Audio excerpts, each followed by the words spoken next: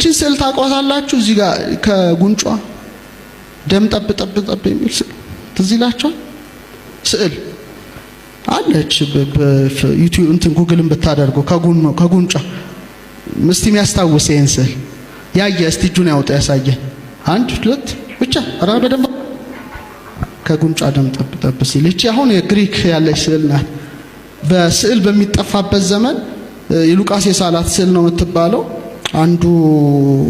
አንድ ሴት ቤት የነበረች ስዕል ናትና ማህቶቱ እያበላሽ እንትተከባክ እና እሷ ቤት የእመቤታችን ስዕል መኖሩን ሲያውቁ ገቡና ከወታደሮቹ አንዱ ስዕሏን እዚህ ላይ ሲወጋት በተአምር ደም ታየ። ደንግጠው ወጡ።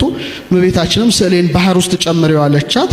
ባህር ውስጥ ጨመረቻት። ተንሳፋ አይቬሮን ገዳም ሄደችው እና ብርሃን ሲወርድ ያሉ መናንያኑ ምንድነው ይላሉ።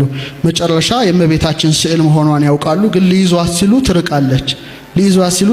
ሱባኤ ሲገቡ የኔን ስዕል መጀመሪያ የሚይዘው በጣም ትሁት የሆነ አገልጋይ የሚንቁት ነበር አባ ገብርኤል ነው ትላቸዋለች። ከዛ ለሱም በራእይ ትገለጥና አትፍራ ትለዋለች።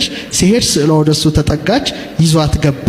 መንበሩ ላይ አስቀመጧት። በነጋታው በር ላይ ያገኟት። ምንድነው ብለው መለሷት። እንደገና በሩ ላይ እና እኔ ነኝ የምጠብቃችሁ እንጂ እናንተ እኔን አትጠብቁም አለቻቸውና የበር ጠባቂ ትባላለች። ሁሌ በራቸው ላይ ምዕራቡ ዓለም ብትሄዱ ያደርጓታል። ከሌባ ከምን ካደጋ ትጠብቃለች ብለውና ይሄን ታሪክ ያስቀምጣል ነው። መጨረሻ ይሄን ጨረስኩኝ። እቺን ተናግሬያችሁ ሰዓቴም አልቋል። ምን ይላል? አሐዱ ብእሲ ገዳመ ዘወፈረ ጊዜ ያነብብ ሰላመኪ ነው። በከመ ያለምድ ወትረ ንግሥተ ሰማይ ማርያም ወሪደኪ ምድረ እንዘ ትነሲ ማፉጽ እየረዳ ስብሐት ስሙረ ተአምረኪ ዘራ ያንከረ። ወደ በረሃ የሚሄድ አንድ ሰው ዘወትር እንዳስለመደው ሰላምታሽን በሚያነብ ጊዜ የሰማይ ንግሥት ማርያም ወደ ምድር ወርደሽ ካፉ ያማረ ጽጌረዳ ስትወስጂ ተአምርሽን ያያደነቀ። እኔ ቤት ያለው ብራና መጽሐፍ ይሄን ያሳያኛል። ይሄ ማለት ነው። ይሄ ነው ዘካርያስ። መጨረሻ ማሕሌተ ጽጌ ይሄ ሶስተኛው ላይ ነው። መጨረሻው ላይ ይሄ ምስጋና ነው ደግሞ የሚደርሰው። እያፍር ቀዊመ ቅድመ ስዕልኪ ወራ ጽጌረዳ መሐልቄ። ጽጌረዳ ወራት እንኳን ቢያልቅ በስዕልሽ ፊት መቆምን አላፍርም የሚል ነው። ምንድነው? ይሄን ታሪክ ነግሬያችሁ ነው ማበቃው። ምስጋናው እንዴት እንደተወደደ አሁን የአበባ ወቅት አይደል? የአበባ ምስጋና አይደል?